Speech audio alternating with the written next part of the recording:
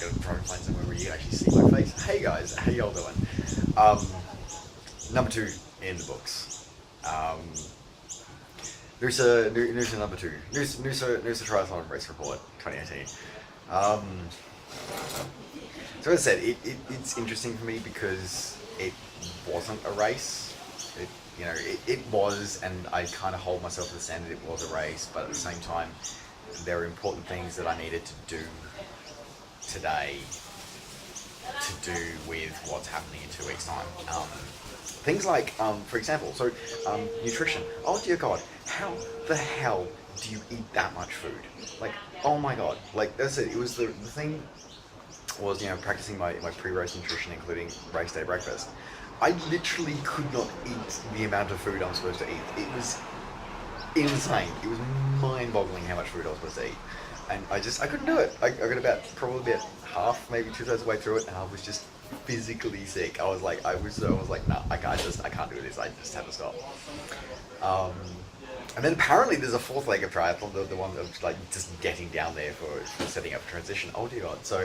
Um, so I'm staying a little bit out of town, and there's a shuttle bus service that runs from a couple of points around to get like into transition, like for athletes. I'm like, yeah, that's cool. I'm just gonna go do that. No worries. So I wandered down.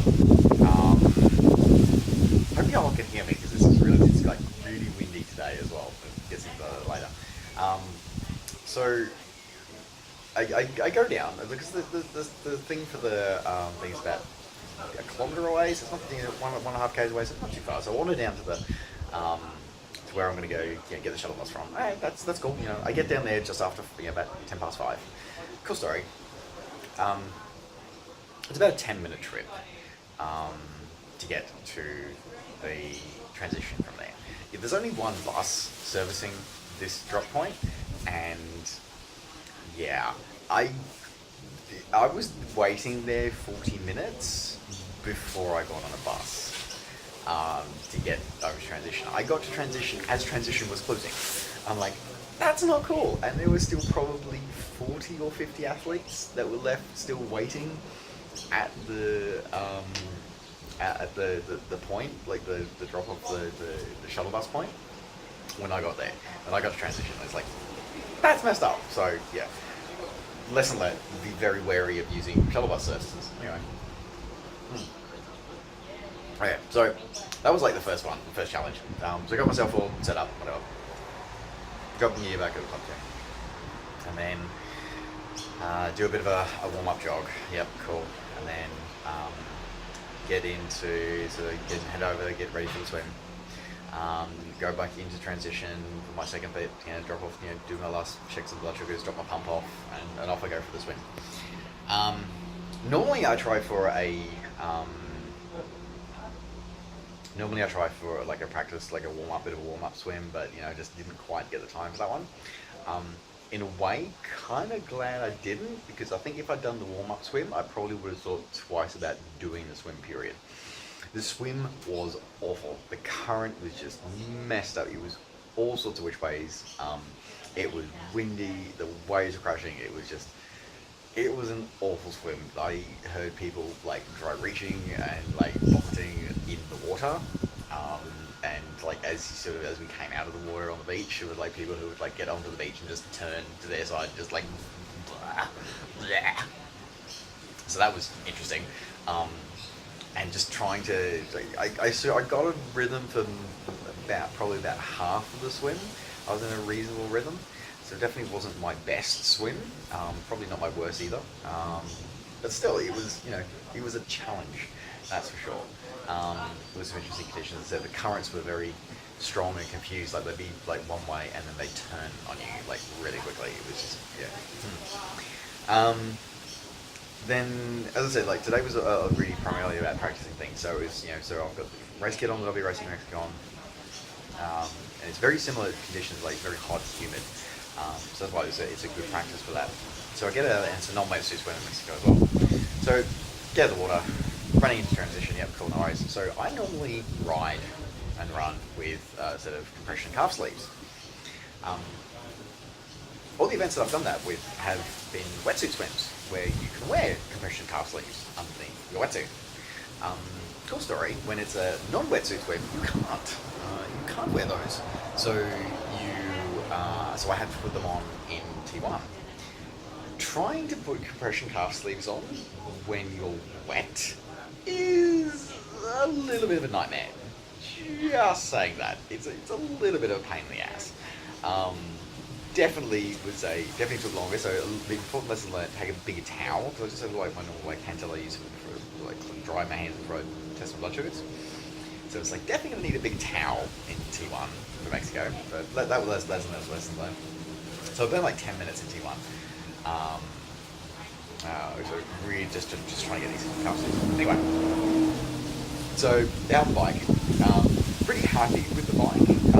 Blood sugars coming out of the swim as well were pretty good. They were sitting 5.6, so that was good. A reasonable number. So I took a gel just as a precaution. Went up.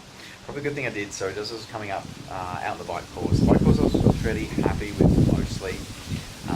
As I sort of came up Garmin Hill, my CGM started beeping, and I could tell that it was a low beep, so I knew it was going a bit low. I'm like, okay, cool, no worries. So on board some of the hydrolyte, the tailwind that I have with me. So I onboarded that. So that sort of started bringing it up, and that sort of kept it up throughout the rest of the ride. So that was good.